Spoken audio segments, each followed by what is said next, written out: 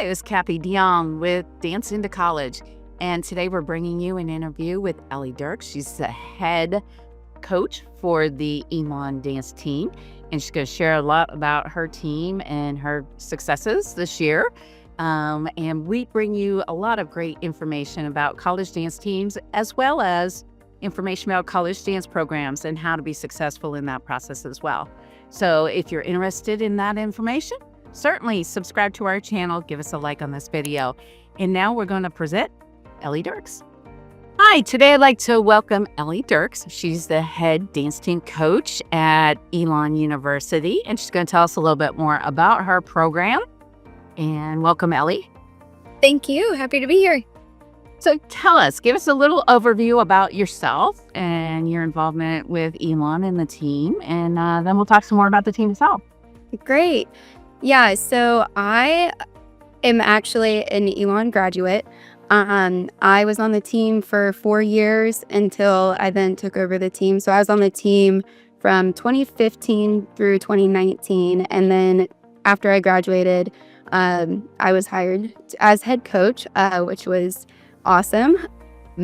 But beyond being a part of dance team, when I was an undergrad, I also, I grew up dancing in a studio setting from when I was 3 years old.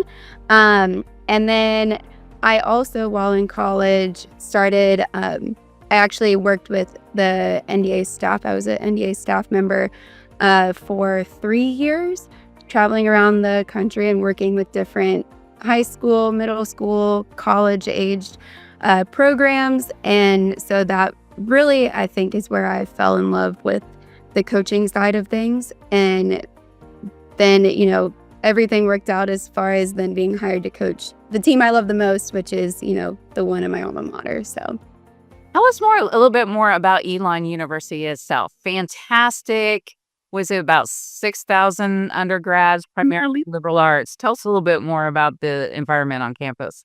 yeah, the environment on campus at Elon it's like a close-knit family, to a sense. So one thing I liked about it when I was an undergrad is that I came from a smaller town, growing up, and it kind of has that same feel in Elon. When you're walking to classes, you're going to see familiar faces, but you're not going to know everybody. So it's not so small that you see everybody and you know everybody, but you have that sense of familiarity as you're walking around campus, which is really cool. And the other thing I think I love most about Elon is the connections that you make there. The classes are small. I think the largest class, or the cap, is 30. So every student, the professor knows your name. They know things about you. You actually build that connection with them, and you're not just someone who shows up for class or a number in a class. They truly care about you and your future and helping you grow, helping you reach your goals, which, I mean, that's priceless. And really, that guidance from the professors that I had while I was there really made the experience that much better. That's fantastic. And just for those that don't know, Elon is in North Carolina. It's a private college, and it's located like between Greensboro and Raleigh, right? Yep. So there is access to, even though it's got that small town feel, it does have access to some pretty big cities and close to 2 pretty big airports as well. So yeah, that's as easy. Yeah. So tell us about the team.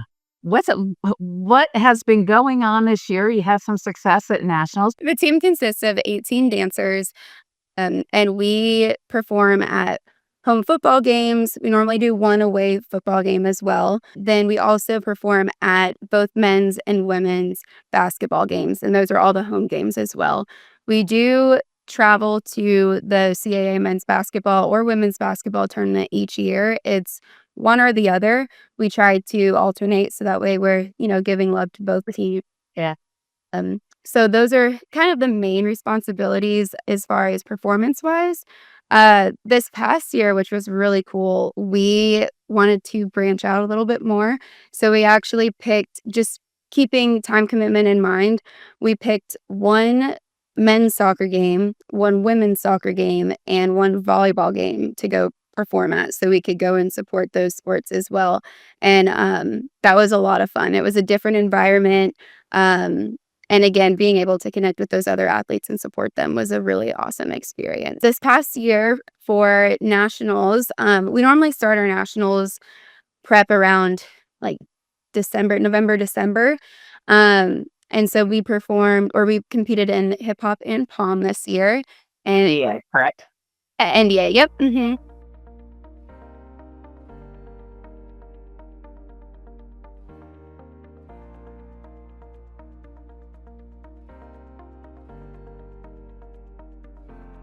Where does your team go from here in terms of competition level and the dancers you're bringing in? Yeah, so I will say I feel like every year our pool of dancers that try out is, I mean, the caliber, and I think this is just across the dance world in general. I mean, the caliber is just up and getting up, going higher and higher each year, and so it's been really awesome to see. So, what kind of support system do you have for the team?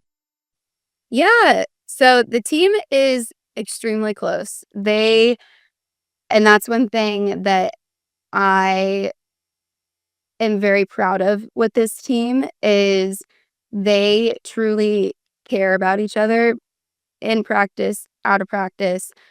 They spend all their time together. Like even outside practice, they'll go to team dinner together after every practice. And so the support system within the team is, I mean, it's incredible. The level that they care for each other is it's really special and it's really inspiring, and motivating too, and so I think within the team itself, there's a big, support system there, and I've had several parents who have Elon, I think 18% is from North Carolina, so a lot of these dancers are coming from out of state, and, this is a place that they're not familiar with, they're far from home, Yeah. and I one of the most special things that the I've had parents tell me is that they love how they haven't had to worry about their daughter or son because the amount that, like, they tell their parents of how supported they are and how happy they are. That's great, and I think that's, really something that, dancers should be looking for, is the team culture. That's hard to gauge. What's your recommendation when dance team prospects are looking at teams, and what's your recommendation for them to try and gauge the culture of the team? Yeah, and I think that, like you said, it can be so hard, but I would say don't just reach out to the coach, or the coaches. Try to get like a lunch or coffee or something, or even set up a Zoom call with one of the dancers on the team. And whether that's, reaching out to a dancer directly. I know that we've had some people do that where they'll reach out on Instagram or whatnot. Or even I've had dancers who will contact me and ask to meet up. And I always will either set up a separate meeting with the dancer or bring a dancer along with me and then let them talk at the end. Yeah. Just so that way they can get that one-on-one time from a dancer perspective and not just from the coach's perspective. And then I think beyond that, it goes to, just asking. I think it's easy to get carried away with asking about, competition and practice times and all of that. And I think just making sure that you're asking those other questions of like, how much time does the team spend together outside of practice and games? Or, what's your favorite memory with the team non-dance related? Um, and I think that that will help give you a little bit of an insight of the the culture of the team. So you do hold clinics, for prospective dancers. Is that an opportunity for them to kinda look at culture? Like, how much of the culture flows through to some of those clinics? Yeah, I think that's another great opportunity. I think that you can see the way that that I so for our clinics, I will have normally a handful of my dancers there where they will help demo. Sometimes I'll have them teach.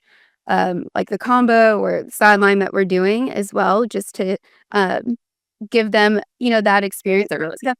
Yeah, and also for the dancers who are there to, kind of get to know one of our dancers too. So I think that being able to like see their emotions see our current team members' emotions throughout the clinic. Um, I know that with my team, you can always tell how genuinely excited they are for everybody being there, which I think in itself shows the culture. And then to being able to just see the interaction of the current team members with each other, and also the interactions with them and me and my coaching staff, um, I think is another way for dancers to get a feel for the culture. Okay. So talk a little bit about the time commitment, just how much time a dancer can expect to spend, like, on a weekly basis. I know it varies based on games and stuff. Yeah. Yeah. So throughout the season, we have regular practices 3 times a week, and each are 2.5 hours each.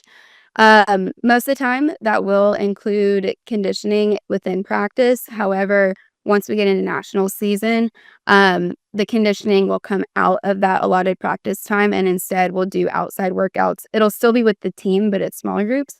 Uh, but that's still like 30 minutes and twice a week. So although it comes out as not a ton of, extra time tacked on. Right. So practice wise, that's kind of the standard throughout the season.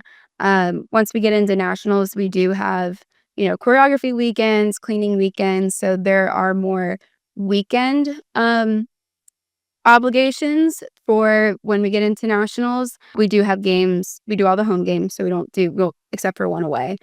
Um, Football game days are pretty much all day, it's a fun day.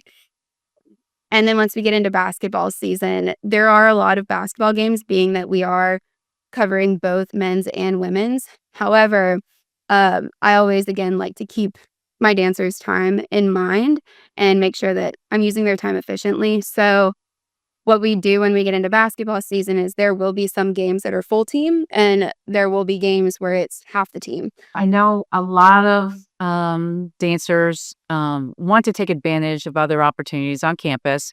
Two of which that come up regularly in conversation is, can I be in a sorority and can I do study abroad? Can you address that at Elon? Of course. So answer to both, short answer is yes. For sororities, the main thing with that I tell my team is that they are welcome to do it. And for me, I was in a sorority when I was at Elon, so I understand for sure. However, they just know that dance team will always comes first. So, um, you know, it, it's not going to be that if they have a sorority event, they can miss practice. I It's always going to come first. But for whatever they want to engage in, that doesn't conflict with dance team, which they're all able to do it. There might be some things that they miss, but if that's something that they, want to get involved with and be a part of, then they're more than welcome to. Um, I would say about half of my team is currently involved in and sororities, and half aren't. So either way. And then for study abroad, Elon has an incredible study abroad program. And so I definitely allow my dancers to take a hold of that opportunity. The one thing that I tell them is, if they decide to go abroad in the fall, obviously they'll miss football season. Huh? But they do have to still come for preseason beforehand before they leave to study abroad, just to meet the team, so they aren't coming onto the team after they get back as a new member pretty much. And the other cool thing that Elon offers is we have a January term, or it's winter term, which a lot of people refer to as J term. There are study abroad opportunities during that time, so it's 3 weeks long. A lot of my dancers will take a hold of that because they can be here for football. They'll miss January of basketball, but then they'll be able to finish out the basketball season. So definitely opportunities there that they, can absolutely take a hold of. If they do decide to go abroad during the spring, they can still do that and be a part during football and basketball season for what they can. But of course, they wouldn't be able to travel with us and be a part of the nationals team just because they'll be away. Right, right. But It's yeah. good. Well, there's options because, Yeah. a little more the other teams can be a little more strict about both of those. So it's nice, that at Elon, they can get that flexibility. So Again. great opportunity. Tell us a little bit more about, maybe some of the benefits or perks of being on the dance team. Obviously, being on the dance team is awesome in itself, but what else can they expect, as some perks for participating? Yeah. So I think beyond, just being a part of that team environment and performing, at football, basketball games, and other games, we are always looking for other opportunities for them to perform. Like a few years ago, we went to, they actually performed at a Charlotte Hornets game, which was really cool. Yeah. So little opportunities like that along the way are always a perk. Another perk that we just, actually put into action this year is, income. We are now offering scholarships. So the only the eligible for that would be incoming first-year students, and we have an allotted amount that then we can, award to dancers. That scholarship is $5,000, and that will renew each year that they are on the team. Uh, of course, as long as they stay on the team and, they maintain a GPA above 3.0. So, that is a definitely an awesome, financial. That is fantastic. Yeah. Yeah, and very exciting to be able to offer to that to our incoming class this year. Um, and the other perk I would say, which is I think true for any team, I mean, beyond getting to do what you love as a dancer, you are representing the university on a national stage, by going to nationals and even too just by wearing the uniform. I mean, you are essentially one of the faces of the university, and that's an incredible opportunity and honor to have no matter where you go. Let's talk about what you're looking for a little bit when, you have your clinics and you're talking to prospects. What are you looking for in a dancer? Yeah. So I think one thing recently that we have started to look at even more is not only technically strong dancers, but when given choreography, how are they as a mover? And sometimes I think recently we've starting to push that kind of weight a little bit more towards how do they move, and are they a good mover, and how do they perform when it comes to choreography and not just across the floor?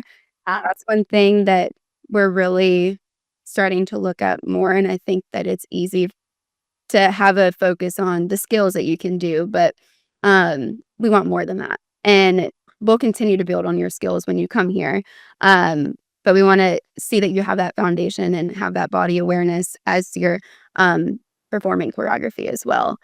Um, and I think with that too, the other thing that we look at clinics is we want somebody who we can tell who's gonna work hard, and I think when you're at clinics, you can tell the people who are just fully engaged and they're, like, holding every single word you say, and, when you give them a correction, they apply it or they ask a question of if they don't understand it.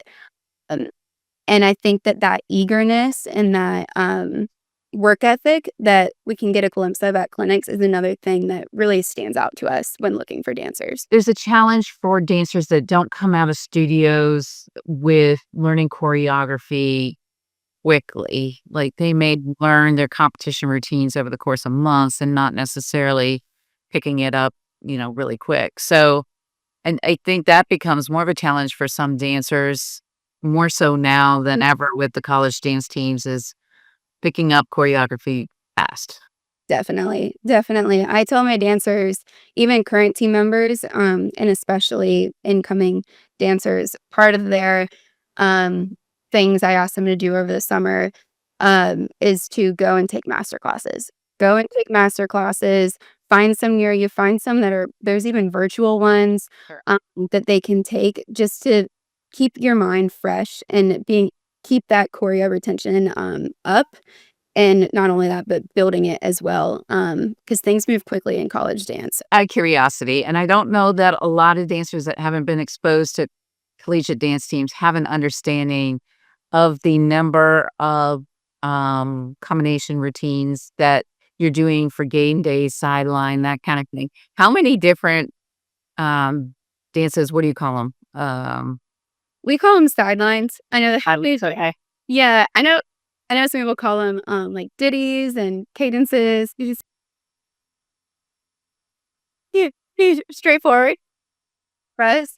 But we have, I believe, with what I just sent out to the team, I believe we have 15, but we're gonna add a few more onto that. So probably around 18, which is seems like a lot, but you'd be surprised when you're at a game and you're like, "Okay, I've called this one, I've What how that? so you gotta have a lot in your back pocket to keep things fresh, and, so that's why there are so many, but I definitely agree. And you sent those out for this kind of summer work for your dancers, right? Mhm, yep, so we send that out over the summer, and that's part of the material that they will learn, so that way when they come to preseason, we're just cleaning those and going through them and not necessarily having to teach them. And that way too, it gives them time to get comfortable with it as well. Right. How do dancers engage with you and the team? What do you recommend if they're freshman, sophomore, junior, or even coming into the senior year of high school? How do you recommend that they engage with your team? Yeah. So I think a few ways are great. There's um, emailing me is always great. I check my email every day. So emailing me directly is awesome, mm, which you can find on our website. If you go to elonphoenix.com and go to dance team, my information is there. Um, Another way too is reaching out through the Instagram. Um, our Instagram handles at EU Dance Team and sending a message through there that will go to either myself or one of our assistant coaches. And then the other people that have access to that is our social media managers. So I have two current members of the team. And so they are also always on it and checking and can answer any questions through that too. Um, so yeah, I would say that as far as just reaching out, those are two great ways. I also too, I mean, I love meeting with prospective dancers. And so whether that's, reaching out to me and saying, "Hey, can I set up a Zoom call?" If they're far away or if they're coming to campus to visit and, have a few minutes that we can set up a quick meeting just to meet face to face, then that's another way for us to engage, beyond typing and then be to actually sit down face to face and have that time together. And then you've also got what's your clinic schedule look like? Yeah, yeah, so we coming to clinics is also awesome, and yeah, I think is really great for us to get a chance to know you. So we have a summer camp each summer, and that's normally the end of July. It's 2 days long, so there's a lot that goes into it, but it's all there's, like, a campus tour, which allows me to get to talk to the dancers a little bit more, a mock tryout, so a lot of really awesome things to help prepare. Uh, so that we have in the summer. We have a fall college prep clinic as well, and then in the spring, we'll have one more, college prep clinic, so And then your audition process? yeah. What? Yeah, so our auditions are towards the end of April, or early May, more so pushing towards our end of April now that we do offer those scholarships. Um, and so with that, our tryout process is all virtual. A big part of that is because, like I said, there's only 18% that are from North Carolina. So trying to keep that in mind and, it can cost a lot to fly out here. So, trying to keep that in mind for dancers. And the other thing about that is that if there is some sort of conflict with that weekend, I know a lot of dancers are in competition season, I can move their tryout, but it still be the exact same tryout as everybody else. Keeps the playing field even rather than having it in person versus a virtual. So that's at the end of, like I said, April. It's technically, I guess you would say, like 3 days, so there is a weekend that it is the tryouts. Friday morning, we will release choreo for the dancers to learn. That includes a jazz routine, a hip hop routine, and a pom sideline. They will have from the morning of Friday when it's released up until Saturday evening at midnight to learn that choreo, perform it, video it, and then submit it. So that is testing, their choreo retention and ability to pick up choreo quickly.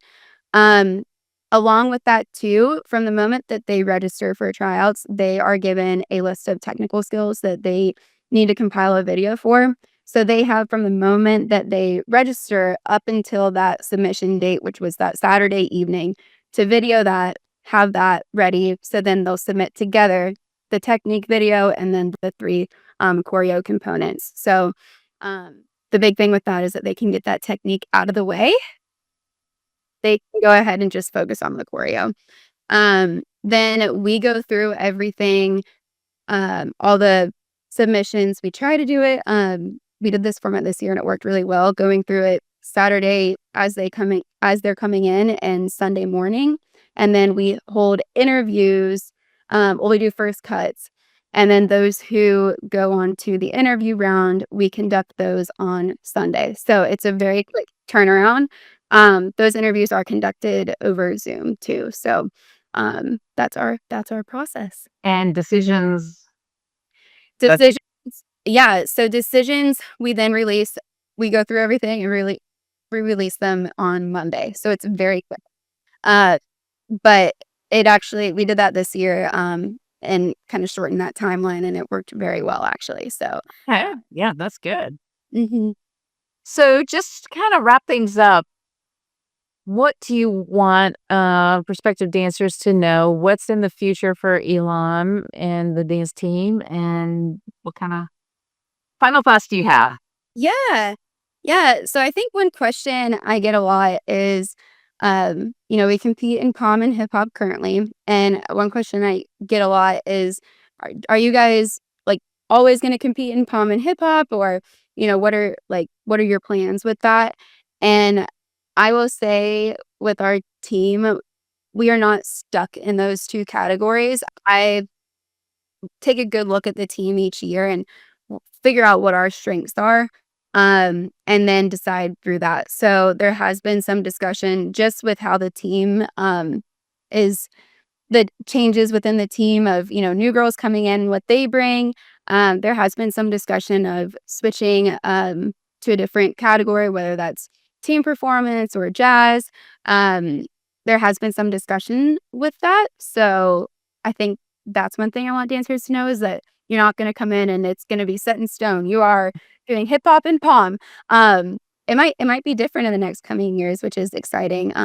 That again just goes to show, the strength of the dancers coming in and going off of their strengths with it, which is awesome. And I think the big thing for us that's exciting this year was the scholarships, and so that was, although it's already happened, that's a very exciting step for dance team, for sure. And so very excited about that opportunity. All right. Well, thank you for joining us. And if anybody wants to reach out to you, can you just kind of repeat how to contact you?